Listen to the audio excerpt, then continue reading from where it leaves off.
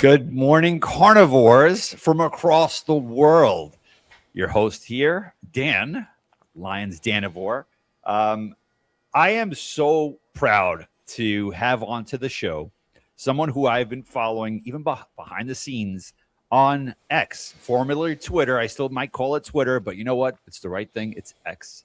So he is Jason. You could find him on X, and he goes by J, just the letter, the carnivore, and his link will be in the description below. So with that being said, good morning, Jay. Yeah, how's it going? Thanks for inviting me. This is cool. I appreciate you coming on, and not for nothing, right now I'm in New York and there is at least 3 feet of snow, and I did buy a electric snowblower, and just to put things in perspective, I think I have a better shot of snow removal with a toothbrush than what I just bought on Amazon. So I got my work cut out for me. Yeah, I'm supposed to fly into Philly today, so I'm flying out to your neck of the woods. Actually, good luck. Good luck. So we'll see how that goes. Good morning, Sandy. All right, so let's dive head first. How did this happen? Oh my gosh. Well, I've always been like fascinated with health. Like, I remember back probably early 2000s, I did Body for Life. It did good for that way back in the day, and followed Bill Phillips. There was a couple of local people here from where I am, so I'm located in Utah, who had actually won the challenge and done really well. So I got to know them and started asking more questions about health, and that's kind of where it led me into gaining, what's the real key for health? What's has the real keys for turning on success, right? Right. So I did that journey for a long time, and then of course it only lasted 6 months because I was doing it for the money too. I didn't have any other reason why I was doing it except I'm like, I can win $1 million, or I can win the nice little jacket, because Bill Phillips is has been fairly healthy himself. So he was kind of probably, I would say, one of my first people that I looked up to for health. So that's kind of where I started, as like asking the questions. Right. That is amazing that you bring Bill Phillips up. That is one of my go-tos when I was younger. That is so wild, because I remember buying the video, and I forgot where I bought the video. Yep. And it kind of chronicles I think it was 12 or 10 contestants. And yes, one of them was from Utah. And you see how the intro was, I believe it was Bill Phillips and his brother walking shirtless in, I think, Venice Beach, or like, I'm not too familiar with that side. I think it was Las Vegas, actually. Oh, Las Vegas. Yeah, they were down there doing photo shoot. And at that point, obviously they were selling the EAS products, experimental and applied sciences, which I was a fiend for that stuff. Like, oh yeah, I've used it. Right? Like, I was young. I was like probably 16, 17, and my dad walks into my room, and he's like, "What are you doing with all of these drugs?" Like, he called it something. I keep forgetting, but it was like, "No, Dad, it's not drugs. It's protein." Now, I should have followed that wisdom, because the real health is in the animal fats, like the whole foods itself. Oh yeah. Now, was there a turning point throughout this where you're like, wow, you know what? I think I might have stumbled upon truth, and I've been fooled all these years? I think I think we as people always know what truth is, but we're thrown with so much information that we're like, have to make a decision, but because of marketing or whatnot, from a product standpoint, you're like, oh, that's good. It's the science. It's this, it's that. And we have so much of that we have to interpret, that we're not taking a step back and making a rational decision on health. Well, does that make sense? So I mean, I've done all this stuff. I've watched the forks over knives. I went vegan for a while too. I've done pescatarian. I've done keto. I mean, keto was probably the closest to carnivore, that I got in any these diet kind of related things that I've tried, but I've always like, well, what's the other things out there too? And then trying to listen to the noise of science. Well, low fat, you got to have low fat. And then I remember that whole thing growing up and my parents buying low fat. But I grew up with a mom and dad who really couldn't afford very a lot. And I remember them going to the farm and getting whole milk. That's what we had in our refrigerator. We had raw milk. And so it's like, and I remember feeling good, and we were all healthy, and seeing my dad in his younger years. Yeah, so there's a lot to pack in this little session here. So, well, that's wild because, like, there is some hidden truths as we're growing, right, and we're maturing, but because how society is all kind of assembled, I think it's strategic, right? It's strategic that when we're trying to find truth, we get bombarded with something else, like what the magicians do, right? They could do it right in front of your face. You can know exactly what the trick is all about, but they have you kind of like out of the box looking over here at this hand. So that's where I wanted to kind of pick your brain with this. Within your journey, health-wise, what kind of changes have you seen? Do you mind if I put up the before and after pictures here? You can share whatever you would like. Before? Oh yeah, and this was really this picture was probably, I had done all the diets before, but my wife and I were on vacation in Solvang in California, and I was enjoying the Danish food because my blood is from Europe. My dad was born and raised in Denmark. My mom California, so I was enjoying the food, and the face kind of shows it, but I really enjoyed the food here. So but yeah, this was probably the closest picture that I can find of what I looked like. And this is you prior. Now. I took that yesterday. Yesterday, getting ready for church and headed out. So enormous. Wow, like right? It's night and day. It's like food. It's food. I mean, what's the key here? Food, beef. Wait, let thy food be thy medicine. And this is it. This is like the plain proof. It can't get any clearer. That's the beauty of carnivore, right? Carnivore is so straight to the point. Don't worry about taking medication. Again, not if people are taking medication, consult with your doctor. Obviously, that is a personal kind of endeavor and whatnot. But with I wanted to just go back here with keto, and that keto is great. It is. It's great. It's what I call. So I have life. As in my work, I refer to this as my tool bucket of life. I have tools, right, and I can learn tools, and some I may buy on my own, and some other tools people may share with me, and well, I can put that in my tool bucket. And that becomes something that I can use as a tool. And so keto, in my mind, is a tool like food is a tool. Let's use them correctly. Exactly. That's the thing with many people, because I'm going to throw myself into that kind of category because keto works for me. I think it works for everyone personally. That's for me. Everyone. But the thing is, because what I wanted to endeavor was the addiction. Did you feel before going on keto, before going on the carnivore diet, there was a pull on you stating you're not getting away from this. You're mine, you're shackled, and as far as you want to go, we're going to keep pulling you back in. What was the addiction aspect like? Oh my gosh. So I have a couple of addictions. One that I want to just get out first is I'm a volume eater.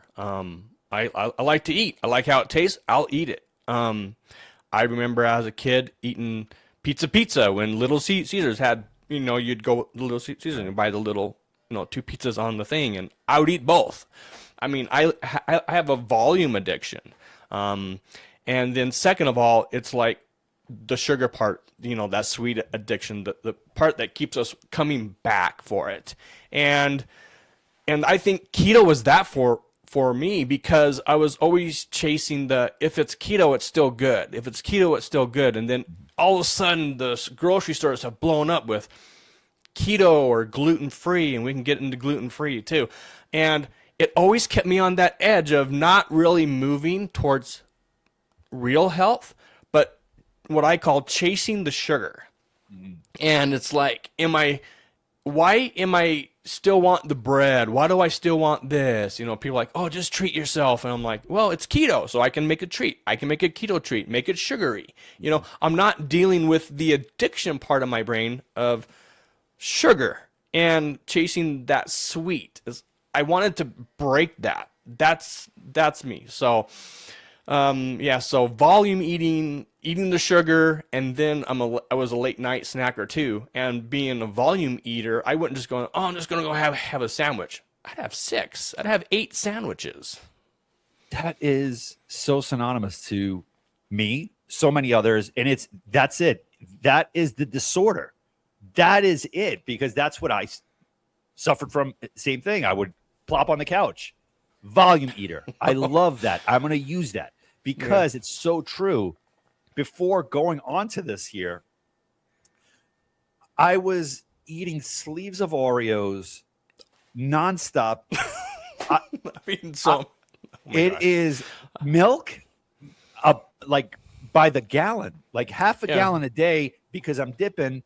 And I'm pretty sure this may have happened to you as well. Like you come home and you're on the couch and you're just eating, you're eating to the point, as what Dave Mack says, it's structured to a bliss point, to a point where it is so parallel to a heroin addict.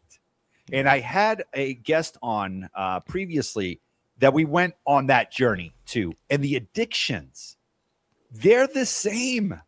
They're the same to sugar, to cocaine, to heroin. Yep. It's the same. And your eyes are rolling back. You escape time. You come back weaker, and that gut microbiome, which everyone overlooks, is saying, all right, we need some more sugar, more sugar. Yep. Feeding the monster. Feeding the monster. When you finally came face to face with that addiction, what was the war like? Before I made the change to carnivore, just the year prior or so, I was diagnosed hardcore with rheumatoid arthritis. Like it was so bad. I woke up one day and I literally hurt. I could not get out of bed. I'm like, what is going on with me? So I called into work like, hey, I am not feeling good. I just hurt, achy, you know. And then, okay, fine. Then I woke up the next day, the same. And I was literally rolling out of bed to go to the restroom, crawling on my hands and knees. It hurt so bad. And I think that was a start, but it wasn't my carnivore start. And I started to look at Michaela Peterson Fuller, right? And Jordan Peterson. I ran into their podcast in the Lion Diet. So I just started to watch. I just started to watch a lot of things. Ben Bickman as well, Sean Baker, you know, the carnivore folk that we out there, Dr. Ken Berry, and just, you know, like what's the answer? And I bought Ben Bickman's book, you know, Why We Get Sick. You know, he talks about insulin, and so he's just like, I think, really amazing. And I was starting to put two and two together. I was starting just to think and like, what am I eating? What am I not eating?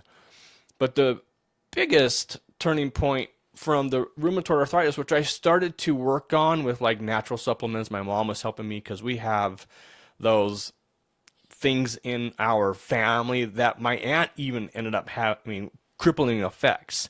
I went and got tested, and I can even share with you my labs even after this those markers were so extremely high. It said your joints are going to basically go away. You're going to lose cartilage. You're going to lose everything. You're not going to move. Here are the drugs you need to take. And I went to a special rheumatologist here in Utah who was pretty good. And they're like, yep, you have it. They did all the scans on my hands. Said, here are the drugs you need to take. And so when I went to pick up my prescription, everything I think was kind of God's way of saying, you're not going to take these drugs, because everything that they tried to get me to take them, leaving me voicemail. Where is it? It's authorized, insurance stuff. I never ended up doing it, but I ended up going more of a natural way of trying to deal with it, which I did, and it helped, but it wasn't gone. Yeah, so rheumatoid arthritis is not something I would want to touch again, ever. Being in the medical field, I hear these stories, and like you, I came across Michaela Peterson through Jordan Peterson on the Joe Rogan Experience, and hearing her story. Right, I think it started at age 6 or 7, and me she's very young, having 2 young daughters, and I'm like, oh my goodness, this is what helped her. What surgeries upon surgeries, and then she did the elimination diet. That was, to me, and I think to so many, the eye opener, saying what is triggering all these problems. Is it the atmosphere? Is it the environment? Or is it something that we're placing within our temple? That's where I wanted to ask, did you do a straight elimination diet and easily started incorporating foods, or was it just cold turkey and from that point on you never looked back? Okay, so here's the story everyone asks me. So March 24th of last year was my changing point. So I haven't even had a hit, hit a year yet with carnivore, and just what's happened in that small a time has been phenomenal. So I woke up March 23rd in extreme pain. I didn't know what it was. I thought I was dying, literally. I was on the floor. I was hurting. I was trying to, what's going on? And I thought, honey, take me to the hospital. And so they took me to the hospital, ran all the tests, and it's not this, not this, did the MRIs and stuff, and came back and said, you have a kidney stone. Out of all things, rheumatoid arthritis didn't get me there. It was a kidney stone. Wow. And those of you who have had kidney stones who are watching can probably understand the pain that I'm referring to. And it was so bad. I'm like, what's going on? And so as I'm in the ER, we're talking with the doctor, and he goes, oh, we get people here all the time with that. Like, all the time? What do you mean? He goes, yeah, it happens often. And then even talking to the nephrologist who ended up going up, because it was so big I wasn't going to pass it. They had to go up with a laser and blast it away, and then left like a tube up there so everything could, come out. And that was in there for like 3 weeks, just so everything. So I couldn't do anything for a while. So March 24th, I'm being discharged from the hospital, and I've looked in, the past. I've done the Body for Life. I've done the keto. I've done all the things. Like, I know what works, and they all work. And I looked at my weight, and I just put my head, I was like, what the heck have you done to yourself again, right? And my mind flipped, and that was the switch. And I said, what have you done in the past that has been the easiest, that has given you the results? And so I thought back to a time when I was actually working on the East Coast, and going back and looking at those pictures, that was back before COVID, just before COVID. And we go out to eat most every night. And what was I eating? I was eating steak. I was eating hamburger. I was eating bacon. I was eating eggs. I was eating steak almost every night. I was having meat. And I started pulling up the pictures and go, wait, there's a correlation here. Mm-hmm. And so on March 24th, I kind of cold turkeyed everything. Like, I was drinking the Celsius. Celsius is, a good drink. I thought it was healthy at first, but I think that was probably part of it that led me down that road. So I quit soda, cold turkey. I quit everything, and I ate eggs. That's all I ate for a period of a month and a half. I ate eggs, simple, affordable. I was going to just eliminate everything. And in my mind at the time, I'm like, what's the best thing I can eat? And I'm like, eggs. Mom always told me growing up, if you're hungry, eat an egg. Go make yourself some eggs. So I listened to Mom's wisdom and ate eggs. Unbelievable. It's wild that you reached that Rubicon on the 23rd of March of 2025 and you never look back. I think we all need that awakening moment. Yeah, and I call it something else. I call it bedrock, right? We all have to hit bedrock. We have to hit that rock bottom of what's going to, what, like I said, flip that switch where it's going to say, I'm going to do this and make it a permanent thing. Or can I make it a permanent thing? Let's flip the switch and try. But I had hit bedrock. Like, I don't think I could have gotten any lower in my health, but with everything I had gained from Body for Life and through everything else I had researched and done, and to that point, I think I had a good starting foundation to look back and go, meet, Michaela's journey. She had rheumatoid arthritis. I can take parts of what she's done and apply it to myself because she's been where I've been, right? And so when you said, hey, how, would you like to do this podcast? And I'm like, sure, because there are people out there, who are in similar situations as us, who are where we have been. And it's like, well, what has Jay the Carnivore done? What has Dan done, right? This is what works. I don't know how else to explain it. It works. You're touching on so many aspects right now that is going to impact so many people. And so now you have the nephrostomy tube. It's March 24th. At this point, you made the change cold turkey. Yeah. Where did you start noticing the benefits, the health benefits, something like, whoa, hold on a second. I did keto. I did Body for Life. This is taking it next level.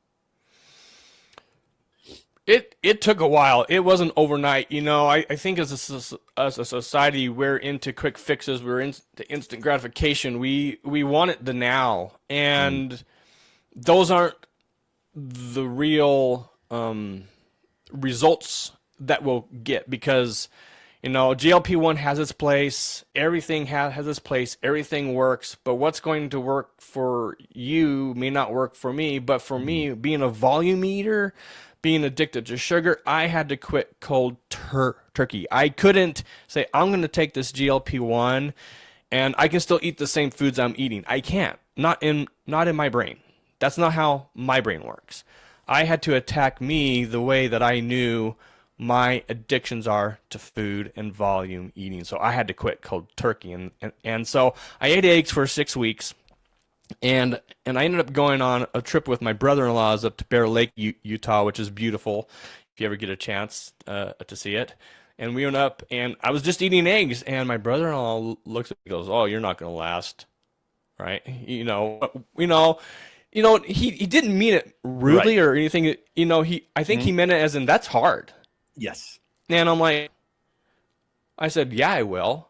I said, and then I told him, see me in a year. Because when someone tells me I can't, that becomes my can. Oh, right. You can't do that? Oh, yeah? Watch me, right? And so here I am almost a year later, March 24th, today's February 23rd. So, you're looking at 30 days away from a year on carnivore. And those first 6 weeks, eggs, I think, are key for me because they can be made so many different ways. Everyone says egg, oh, it's just an egg. No, scrambled eggs over easy eggs, runny eggs, hard-boiled eggs, make deviled eggs. There's so many things. So eggs was an easy choice for me to pick. Right. And I lost 23 pounds in 6 weeks, and I felt better. I wasn't bloated, but I didn't start to really feel anything significantly, but I did notice that my rheumatoid arthritis in my hands was a lot less. I'm like, wait a second. Woo. My joints are less, everything. My inflammation was going down. So it's just little by little these things kept creeping in, and I kept noticing. I used to have high blood pressure. Now it's 100s over 60s. I mean, it's and blood pressure and cholesterol, and that's a whole other discussion. There's so many paths here. Yes, I would love to get into that. That is just, again, this is just one little change that caused an enormous catalyst for so many different, some call it rabbit holes. But like where there's smoke, there's got to be fire. So where I learned about blood pressure, salts, like all salt is demonized. How dare Yeah. you? And cholesterol, something else. And I love the fact that during your journey, you started picking up on all of these nuances, and you started realizing, holy smokes, this is working. So take me through a day of as you're going through this path, how you're eating, how much you're eating, what you're eating, and then would you contrast it back to the pre 324-25 starting point? Yeah. Like I said, the first 6 weeks I was just eating eggs, and I just eat till I was full. I was eating 7 to 8 dozen eggs a week, right? Oh, So wow. I mean, so you're talking a volume of eggs, and people are like, "Oh, that's got to be expensive, right?" So everyone always talks about the cost of a carnivore. I'm like, well, 5 dozen eggs at Costco is like $12. Now it's 10. So how is carnivore expensive? Right. Because Right. they assume meat and stuff, and we can get into that a little bit later too, but it's still affordable. So I was eating eggs, and then I started eating meat, and then I'm like, okay, if I'm going to eat meat, what do I want to eat? And everyone talks about how bio, available the ribeye is. So, ribeyes, that was my go-to. I would have a ribeye, I'd have a dozen eggs, but yet I didn't feel to address my volume eating that it's like, whoa, wait a second. I don't feel like I have to eat a lot because satiated. I feel good. I don't feel like I have to eat more. So carnivore for me first addressed that first addiction of volume. And but because I eat a lot, I still eat a lot of meat. But I didn't feel bloated. I didn't feel like crap. I didn't feel like, oh my gosh, I got to have some more. Even though I'm full, I can still eat. It was able to help me with that switch, and so it was just meat and eggs, and so that's what I would eat. I'd get up, and I typically don't eat breakfast. I usually eat around 11 o'clock, 12 o'clock, and I would fix eggs and a pound of meat. And then I'd probably make some bacon with it sometimes, and then I'd just what I call my snacky snack bacon. And mom's like, kids, don't eat dad's snacky snack bacon because that's sits in the fridge. And Right. yeah, it was like, and making things there, like put it in front of me prepared wise. So I would boil, 2 dozen, 3 dozen eggs. I would just have them there just in case I felt like that volume eating or that sugar thing, I have to have something. What am I going to have? It wasn't just a question. So I also prepared ahead of time. I would make patties, meat patties, which I would call meat cookies. I actually got that from it's another carnivore. I want to say Kelly. Yeah, she's on YouTube as well. And so I watched a lot of her stuff and what she was eating, and it was. I just prepared things, and so I would eat meat patty. I would eat things, but it was just meat. It was just single ingredient foods. It was just simple, and I started to notice that the food I ate got eaten in the refrigerator. Like it didn't go to waste. Sure. As the standard American diet goes, we make a lot of food, and then the leftovers get left over in the fridge. And it's like, well, who's going to eat that off the week? And then Right. at the end of the week, it's like, oh, that was made on whatever day. Let's throw it away because it's bad now. Everything I ate got eaten on carnivore. Everything people make on a standard American diet may not all get eaten and thrown away eventually. And to me, that's money I can spend on more meat or eggs. Right. So It, carnivore is actually cost saving. It's not expensive. you nailed it. Exactly. And again, I feel like society now has overcomplicated nutrition. Our ancestors they had it so on point. Again, it's 25 degrees right now. 25 degrees, snowing. The ancestors, they weren't looking for lettuce. They weren't looking for tomatoes. They were looking to feed their families fat. Like they Yeah. were looking for an animal to Mm-hmm. give them something so that the kids would say, I'm not hungry. Or like now my kids are like, hey, I'm hungry again. I'm hungry again. Back then it wasn't like that. But when I feed them steaks or ribeye, whatever the case is, eggs, they're good. I notice it. And I'm like, oh my goodness, this is working. And their minds, I know for you, like we're having such a great conversation and it doesn't stop. Like that's one thing about brain fog that so many people overlook that are not into this realm. It's the Right. constant clear cut vision of speaking truth, understanding what the other person is saying and reciprocating at the same point. That's what I wanted to ask. How has your mind functioned? How have you incorporated fasting? And what is the most important part of this journey has been? Well, let's talk about that part. So you brought up something about your kids and meat, right? And but before I answer those questions, you may have to remind me that all those things you just asked me too. My daughter the other day is like, Dad, I want a steak. Are you making steak? Because I make steak a lot, right? Yes. And I'm like, sure, I'll make steak. And so she's been eating more meat. And yesterday she said to me, Dad, my body craves meat. I'm like, that's a win. Yes. Right. So she's listening to her body, that her body craves meat. And I was making some stuff yesterday. Dad, you making meat? Yep. Oh, I want some. So, Yep. So yeah. So what was the first question again? So it was the fasting part. It was fasting. Okay, so mental fasting. clarity. Mental clarity. Perfect. Yeah. So fasting, again, that's part of my tool bucket. I use it wisely. I pull it out when I need it. And so I've done extreme fasting. I've done 4 and 5 day fasts. Awesome. But because naturally now that I'm just eating carnivore, I'm naturally fasting, right? It's not a forced thing. And I think that's key with carnivore. Like people are like, oh, I can't go without. I'm like, well, if you go carnivore, it might be a little bit easier. And I don't think we understand that piece.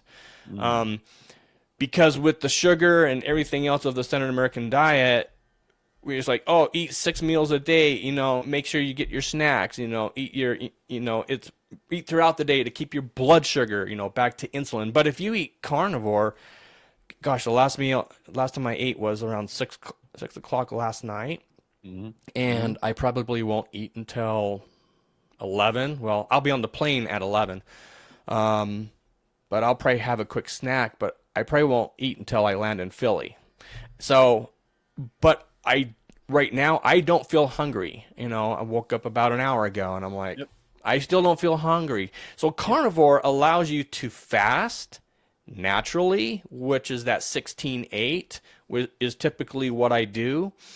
And yeah, pretty simple. Carnivore is a key for fasting. It's enormous. I got to be honest, before going on this, the most I did when I was on keto was 72 hours, right? 72 hours. And I could have gone longer, but believe it or not, what made me hungry was a commercial. Yeah. A commercial of, I think it was Wendy's or something like that. And I'm like, you know what? This is a good way to break this fast. A burger from a food chain that you have no idea what they put in these burgers. And that's the God honest truth here. Because I know I used to do that. I would get out of work. I would be on keto. I would go to Wendy's and I would order the Baconator, but no bread, Yep, sure. Right? And I would be chomping on this. But then I would find myself back at Wendy's the next day and the next day and the next day until I finally had this epiphany where I'm looking at it. I'm like, this is controlling me. Yeah. This right now, I don't know what's in here. And I keep coming back. Why don't I go across the street to a supermarket, make my own burgers? Yeah. Make it. And I know, everyone is different. And I get it. If you have no other choice, may God bless you. But to me, it was part of the addiction. I was covering the symptom with certain ingredients that they were using. Now I want to Well, reel it. yeah. Yep. Go ahead. Go ahead. Oh, so yeah, so when you say that addiction part, right? Food is manufactured. All the food that we see in the store is manufactured for us to eat, to want to come back and buy again. So when we go to the store, I'm looking like, well, there's so much, in front of us and choices. So it's very easy to get caught up in that. But back to the fasting point, right? There's different types of fasting, right? So you have to say, well, fast. People think, okay, I'm not going to eat for 3 days. That's fine. Well, we got water fasting. We've got egg fasting. People do like an egg fast where they just eat eggs like I did for 6 weeks, or like Dr. Boz does with her sardine fast. If you haven't had a sardine fast and you want to see mental clarity, try a sardine fast for 3 days. You'll be amazed. And I've done that. In fact, I plan on doing it here again within the next couple of weeks, is to do another sardine fast. Was it grass fed? I'm joking. The sardines? I don't know. I didn't check the label on that. No, but you are onto something, because I did have sardines for the past 3 days, right out of the can, just salt. Believe it or not, that's what I brought to Disney. So last year, took the family out to Orlando, and I didn't want to spoil the experience for the family. Like, I'm not one of those like, oh, we're not going there. We're not going wherever you want to go. No problem. I'm not hungry. And my wife was saying, your stamina, your energy, walking through all these parks, you have this energy about you. Yep. What's like, I get it now. And whenever I ask my wife, I'm like, should I have a cheat meal? It's a rhetorical answer, because I can't have that. That's like giving a recovering alcoholic a shot of tequila to say, let's celebrate. And then you're back, So I brought on the plane at least 20 cans of sardines. We were at Disney for, I believe, 6 days. Out of the 20 cans, I probably ate 6. I wasn't feeling it. We went to a steakhouse one night. I ate the whole thing, but it wasn't that part. It was the fasting and the movement and the sixth sense that only fasting can bring. And to me, it's that spiritual aspect. And that's where I wanted to touch on the fasting part, where, and again, whatever can bring you to that common denominator of fasting, whether it's, let's say, vegan, vegetarian, or what, I think that's the foundation, is the fasting to get to that point, to get that connection. Can we get into the spirituality of it as well, and what that has done for you? Yeah. So, So I'll touch on fasting really quick, because we talk about ketones, right? Ketones are an important part of our brain. Yep. Cholesterol is a very important part of our brain. Fasting allows that proprietary fuel that our brains actually like to get to that point, right, of fasting. And so ketones are a huge deal, and sardine fasting will get you there. Like my GKI was like 6.1, and I don't know if you know the GKI, the glucose to ketone index. There's some math you can do with your glucose and that tells you how much fat or ketones you have in your blood. So spiritual. This has been a very spiritual journey, because I always felt stuck. I felt tied to the man, per se, in the food and what's going on. And I just feel a better clarity between myself and my relationship with God. Like, I feel like God is leading me now in this spiritual journey. And that's why, just less than a year ago, in March of last year, I started posting all this stuff on X. And I'm like, well, I think God wants me to do this. And I've come to certain conclusions with my relationship with God. I pray to God. In fact, just before this podcast, I gave thanks and said, bless me and my family throughout this day. Let this be successful. And, those certain relationships change because I could become more focused on spiritual things.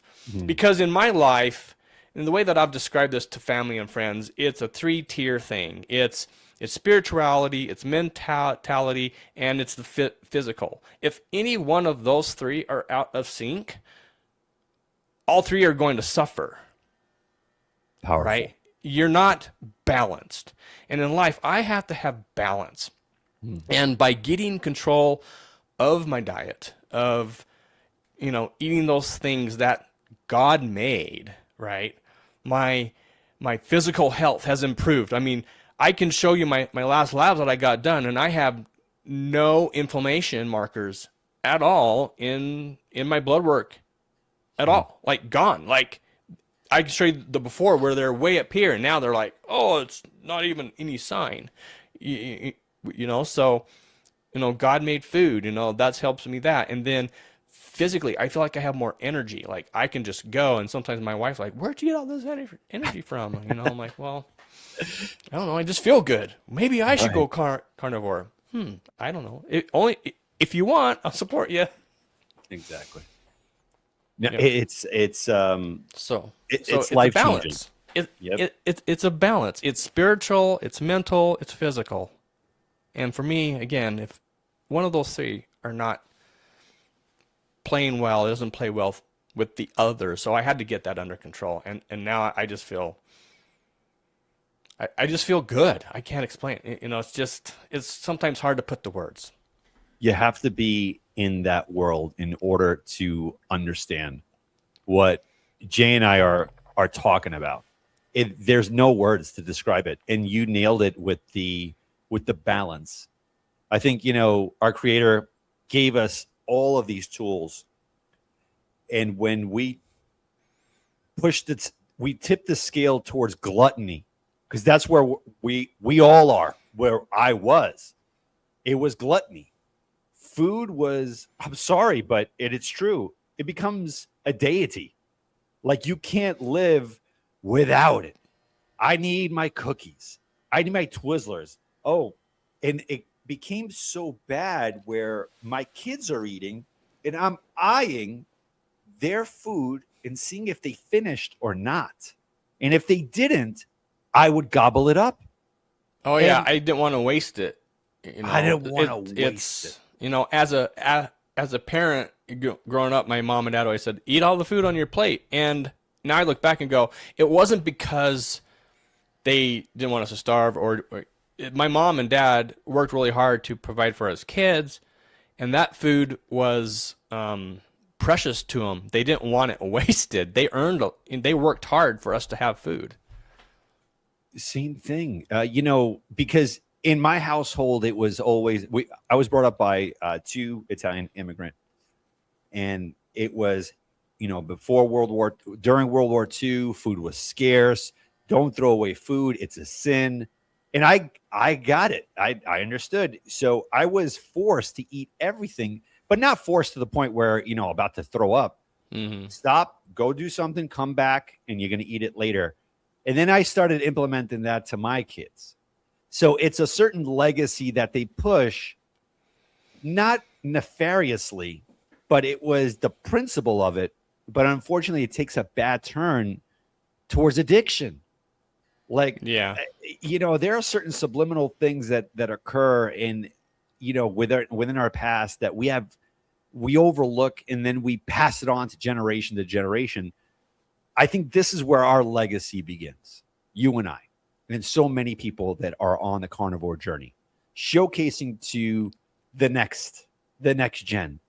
Say, hey, listen, just eat to get your nutrition, get the bioavailability, and move on. There's other things in life that you can absolutely enjoy. And about enjoyment, this is what I wanted to ask.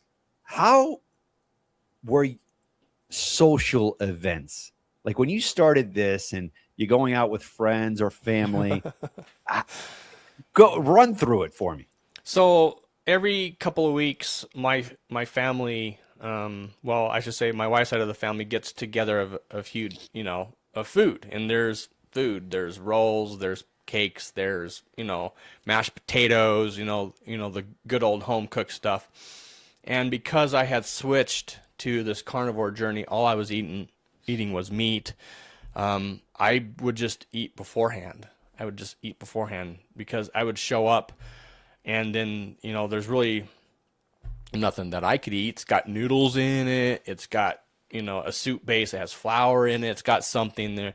And slowly people, just like, oh, I saved you some meat on the side. Oh, thanks. Right? They made a conscious effort to, and they didn't have to. I didn't ask them. I didn't expect it. And like last night, for an example, they're like, "Oh, Jay's coming over. We got to get 3 chickens." Right. And got some ham, and so I ate just a little bit. But before, if I was eating that way, I would like, man, my plate was just piled with food and going back for seconds. And I don't feel like I have to go back for seconds. I don't feel like I have to volume eat anymore. Right. I feel really good.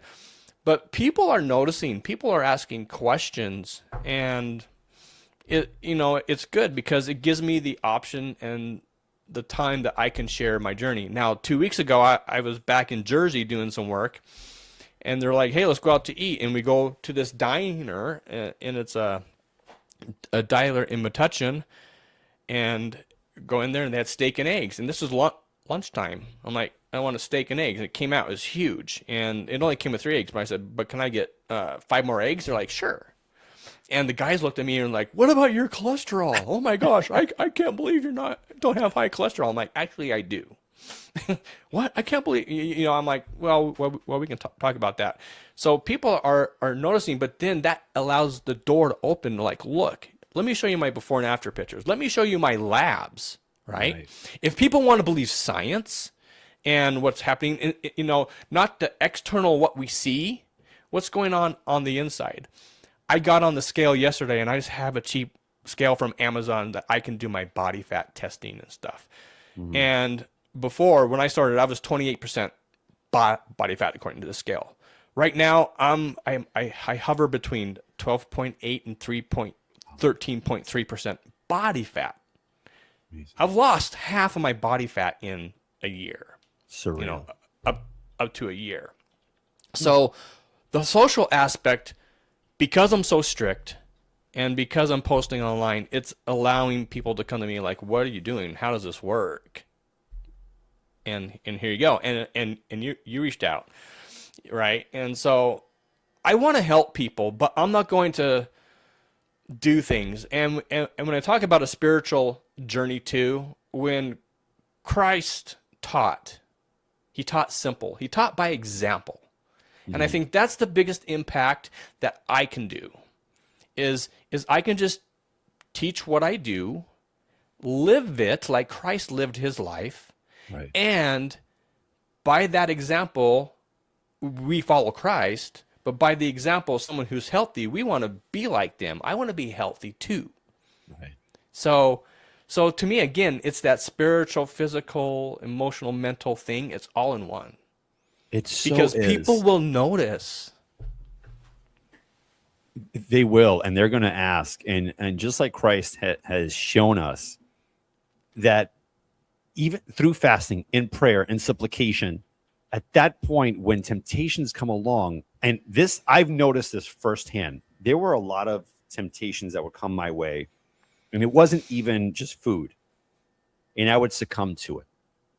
Now, there's that kind of message in my mind, that same temptation. And at that point, I burn it. Just simple words, no. And you bring up this barrier. And it to me, it's because of the fasting. Because I'm so in tune with my maker, where same as you, I wake up in the morning, prayer, go over my kids' beds, pray a blessing over them, over my wife, come downstairs, make some coffee, read the word, pray more, come downstairs, work out. And I'm ready. Yeah. And whatever you have in store for me today, Father. Whatever you have, I'm here. I'm here for you, all for his glory. And that is the fasting part that when I speak to a lot of people on the carnivore journey and whatnot, they sense it. Maybe some don't want to admit it. They call it a different energy, it's God. He's knocking on. You can hear the knock on the door a little louder. Right, because you're getting rid of the noise. Wow. Exactly. Get into that. Preach. Preach. Yeah. Love it. Yeah. The noise out there with everything that's going on, and I think there's kind of instead of a spiritual revival, I'll call it a health revival. With so many things that are coming out of the woodwork, from Sean Baker, from Ben Bickman to Dr. Ken Berry to Michaela Peterson, and the Petersons are very spiritual people, very, very, very spiritual, right? That there's this health revival now, and people are seeing true healing, real healing with carnivore. It may sound extreme, but it's not. This is the way we used to eat, right? If we talk about the back days, back in the probably 1800s. I mean, it really wasn't long ago, and it's a health revival, and so many people want to heal from the gluttony that you had brought up too, of just food and food and food. I mean, you can go on TikTok or Instagram, and you see these people just like, this is what I'm having for breakfast. And there's one guy, he's like, mood, right? And he's eating his food. And I'm like, oh my gosh, right? What's the purpose of this? And I look at my grandkids. So I'm a grandpa. I have 6 grandkids. Wow. And I look at them and go, I want to be around to experience life with them, to love them, to support them, and to help them. And if I don't change what I'm doing, they won't have those experiences with me. My wife's grandmother just turned 100 last year. And I'm thinking, well, and I look at my dad and the health things that he had growing, his life and where he ended up, but where he started, I have the same potential to end up like he did, or I can change that. And so I am focused, because of the spiritual aspect, towards my family, to be around for them. I don't want to rely on people to take care of me. I want to be as strong as I can, as healthy as I can. So I'm not a burden on my family. I don't want to be a health burden to society. And I like doctors, and I think they have a place, but I think it's more of subscriptions for prescriptions, and it's a rotating door. And I didn't want to, as far as the rheumatoid arthritis again, I wanted something that just to heal me. I didn't want to depend on a drug. There's all the warning labels for everything, and even during the COVID stuff, I had some really spiritual experiences about do not take the shot, and we can get into that in another discussion, if you wanted to talk. But there's so many things that drive us away from spirituality and of the noise, but carnivore allowed that bandwidth to open up to heaven more. And I feel like, for myself at least, I have a better relationship with God. I have a better relationship with my family. Like, I just feel better. I just feel like I have energy, and mental energy, physical energy, spiritual energy. They're all working cohesively now. You brought up family, right? You brought up what your dad had. There's so many elements of our past and how we can change this. The reason why I really wanted to hone in onto this is because my family, on my mom's side, they suffer from dementia, Alzheimer's. That was my dad, right? 100%. And my mom, unfortunately, she's going through it. And seeing the deterioration, it's heartbreaking. And I'm looking and I'm like, how could we have stopped this? well, it's genetic. There's no way you could stop it. This is how it is. So it's accepted. It's accepted in our society. Hey, if you have the gene, this is going to happen to you. You could take Mementine. It's just going to push it off a little bit. So sorry, you can't do anything about it. Then I started looking into type 3 diabetes. It's not talked about as much. No. And when you really research type 3 diabetes, it's not a stamp of, oh, this is it. People overlook it. Basically, it's linked with high insulin and high uptake of sugar. Yep. And now I look back and I start asking a lot of questions. I'm one of 5, right? My oldest brother is 20 years older than me. And I ask, I'm like, how was grandma? Like, I didn't get a chance to meet her and have that kind of relationship. She's like, well, you know, she suffered from Alzheimer's towards the end and all these things. I'm jotting notes. Like, mom had those kind of triggers when she was younger. It was that eating when things were going south. It was just cakes and bread and pasta. Then it brought me to carnivore. What if we can lower the rate of Alzheimer's and dementia through this way of living and living off of ketones as opposed to the sugars and the glucose? So we put my mom on carnivore, right? And it's not that she was coming back, but she stayed where she was, where the disease maintained for, you know, she's still with us, thank God. And again, we have that faith that God is going to heal her. Whether he does or doesn't, we're still going to serve him.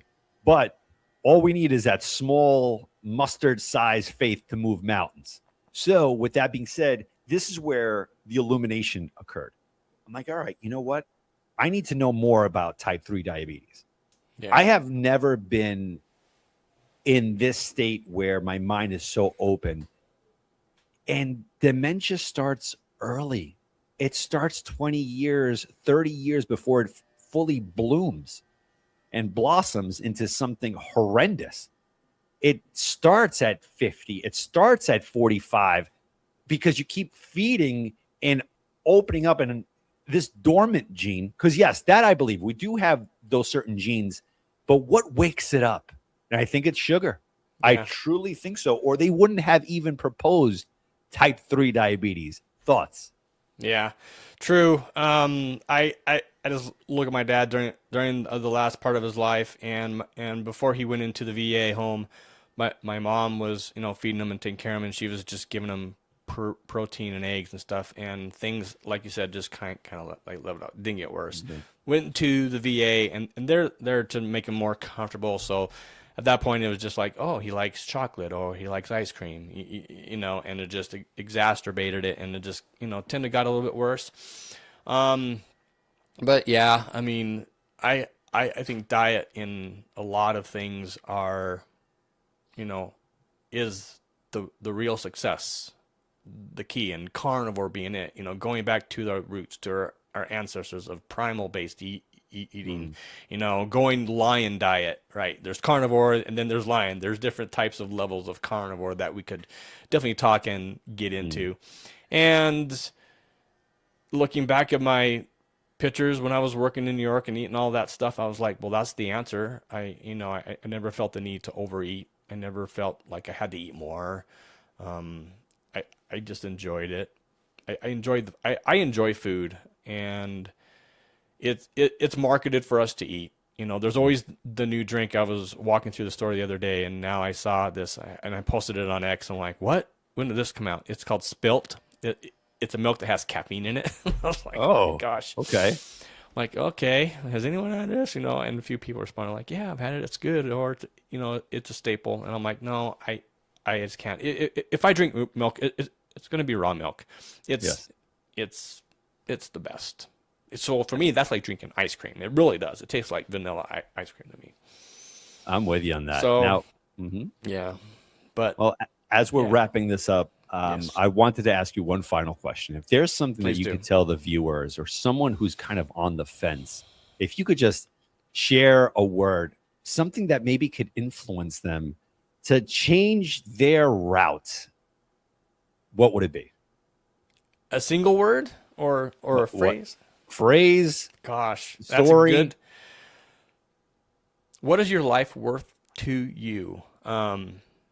Is it worth is it worth that quick snack, or is it worth longevity? You can't live your best life if you feel like crap. You can't live your best life if you're sick. You can't enjoy life if you're sick. Longevity and carnivore fixes that. For me, it's doing it. And my wife jokes about it. I think you're going to outlive me. Who knows? I don't know. But I don't want to go back to where I was with the kidney stones, with the rheumatoid arthritis. I know that pain. It sucks. It sucks bad. I don't want to feel like that again, ever. Right? So, carnivore literally saved me. Wow. Powerful. Jay, I appreciate you so much for taking the opportunity to share your testimony. And I'm telling you, this will change so many people. Whenever I have a live stream, you are more than welcome to hop on and get into this community. I will. Without a doubt. Definitely. I'm here to support and have family now reaching out to me like, what are you doing? So, without a doubt, it's going to grow, without a doubt. Thank you so much. And again, God bless everyone. And everyone in the Northeast, please be careful out there shoveling snow. If you feel something weird while you're shoveling, because it's a straight exhaustion, just take a break, go back in, drink some tea, and then go back out or hire someone to snow removal. Just health first, always. I'm on my way as long as my flight doesn't get canceled. So we'll see. We'll see. I'll see you. Have a great one, everybody. God bless.